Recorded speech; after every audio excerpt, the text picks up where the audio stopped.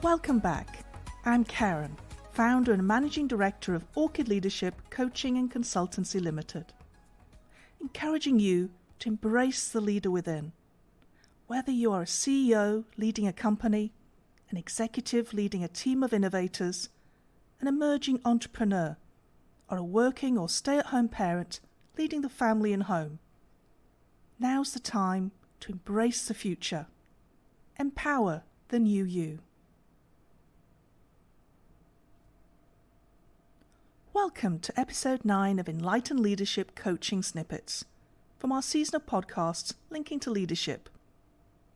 In this episode, we'll be deep diving into conflict resolution, conflict to co-construction. If you missed our earlier episodes, don't worry. They're available to download on numerous major podcast platforms. Do ensure to subscribe or follow so not to miss out on future upcoming episodes. Getting back to today's episode, focusing on conflict resolution, conflict to co-construction. Conflict resolution involves having a workplace that tries to prevent conflict and a leadership team that successfully handles and resolves workplace issues. However, what if conflict wasn't always 100% negative? What if there were healthy conflict that could bring about discussion, creativity, collaboration, and innovation? Unrealistic or achievable goal? Let's decide together. Before we get into conflict resolution, however, how do we recognize that there is actual conflict?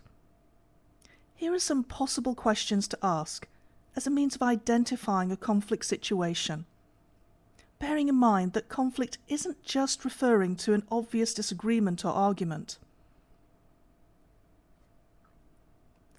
Have you noticed an increase in staff absenteeism or a swifter turnover of staff? Have you increasingly heard the word stress used as a reason? Do team meetings increasingly break down with no decisions made? Are there small cliques apparent in the team? Or has productivity or performance fallen without an obvious reason? Are you sensing a low morale? Patterns of grievance? Is cross-functional communications lacking? If you are nodding to any of the previous questions, are you confident that people are happy, or is there potential conflict? Similarly, within the family environment, there could be family conflicts arising over areas such as chores, money, sibling rivalry, teenage issues, repeated patterns of poor communication, emotional outbursts, or even a lack of self-regulation. Even in such emotional family circumstances, however, there are win-win solutions that can be sought that go far beyond the temporary compromise solutions that many of us rely on. Families have choices in how to cope with conflict. Conflict resolution through collaboration takes time, involves all family members working together, though of course it provides solutions that are win-win for everyone. If developed at a young age, developing healthy communications culture in the home can help our children in taking responsibility and accountability for small decisions, without the accustomed conflicts, arguments, sulks and tantrums that can ensue. Let's dig a little deeper and get some clarity around the area of conflict. Firstly, let's contemplate some of the possible reasons that lead to some forms of conflict arising. Many common sources of conflict, both within the workplace at various levels and within the family, connect to a conflict in needs, styles, perceptions, goals, pressures, roles, personal values, and unpredictable changes in circumstance or environment. When we sum up the vast areas that exist, many perhaps will fall into 3 categories: relationship conflict, values conflict, or tasks conflict. Another major contributing factor lies within communications. Whether it be a breakdown in communications or conflicting styles of communicating. A passive communicator, for example, will often be submissive, compliant, vague or non-committal, whilst putting themselves down over others, with goals of avoiding conflict or any form of disagreement at all cost, pleasing others at the expense of themselves and allowing others the control. Alternatively, an aggressive communicator will often show traits of sarcasm, be harsh, superior, egotistical, interrupting in nature, critical and sometimes disrespectful of others, with goals of winning at any cost, even at the expense of others, and therefore having control over them.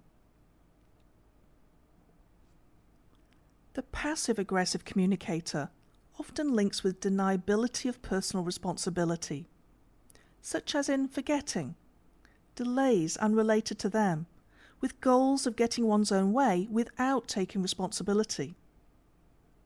A more balanced approach, of course, is the assertive communicator, whose expressions and actions align with their spoken words, who is firm yet polite, with clarity in their message whilst respectful of others, with goals of maintaining mutual respect, expressing oneself without the need to win, and where no one is in control but are equal.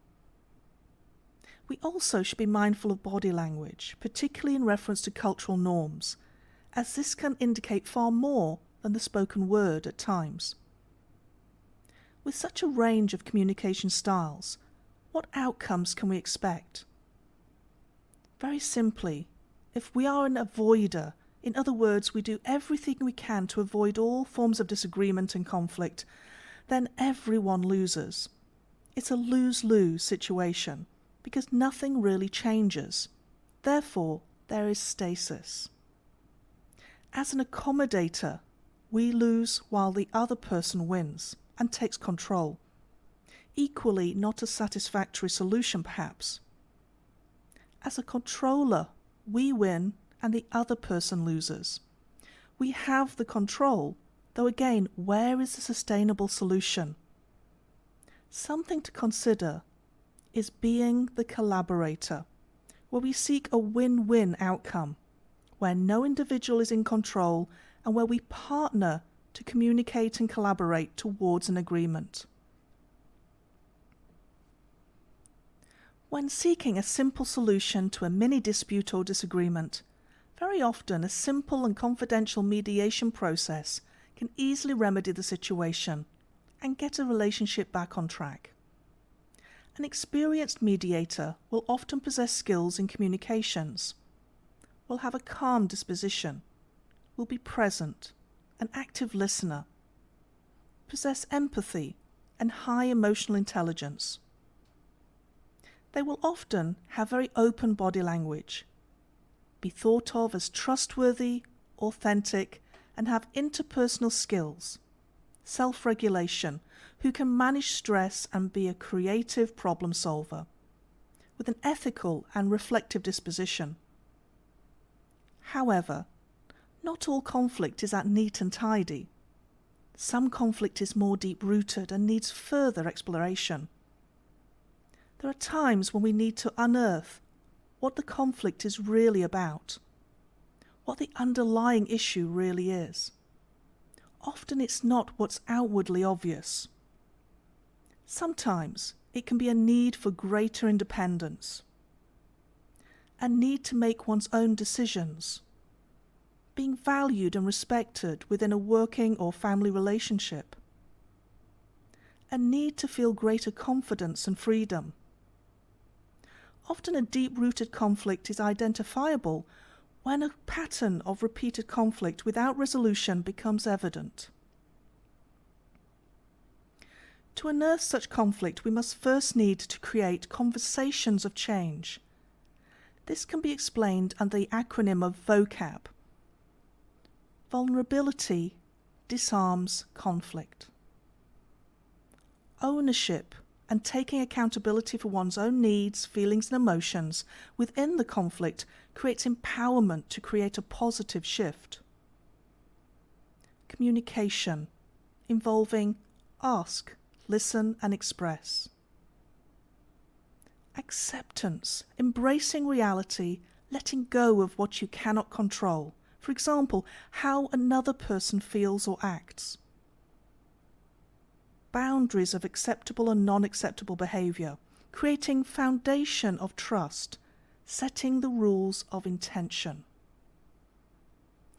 This, of course, won't always resolve the bigger conflict immediately, but it will create a conversation of change in that direction that will perhaps bear fruit over time. So, we mediate. We create conversations of change. How then to move from this to creativity, collaboration, co-construction, and innovation? Of course, we come back to a key essential ingredient, and that is of enabling, advocating, and embedding a coaching and mentoring culture at all levels of the workplace and home as a company and family norm. Enabling and empowering others in emotional and social intelligence by example, sharing, and training. Being able to express emotions without those emotions taking control can invite innovation and resilience. As an aware and empowering leader, to recognize where conflict has the potential to arise, and intervening early by identifying early trigger signs and developing positive and healthy interventions. Being consistently curious and establishing common interest among parties, where we speak to the goals we share, which can unite rather than divide. To also reframe conflict into opportunity, enabling oneself to walk in another's shoes and appreciate their conflicting or opposing view in a safe and trusted space can positively create listening opportunities, powerful questioning, and innovative brainstorming. Conflicting views often arise due to fear. What will that person think? What will happen next? A positive question here might be, what are you afraid of? And positively challenge that fear, turning it towards opportunity. In addition, creating a safe environment for healthy debate and disagreement.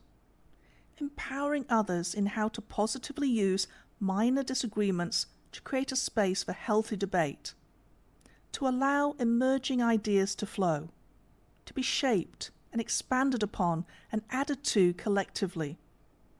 Creating, therefore, a safe environment where thinking out of the box and creative problem solving is highly valued and celebrated. And of course, creating a complementary team ethos and a team success mindset rather than individual glory. Space also should be considered for reflective inquiry and co-construction, where quality decision-making is created from open and competitive discussion of ideas and reflection on alternative scenarios by team members, creating future success of visionaries and next-generation leaders. As we digest how conflict can be flipped to co-construction, there is an intrinsic mind shift that needs to happen, and that is that conflict is not intrinsically bad.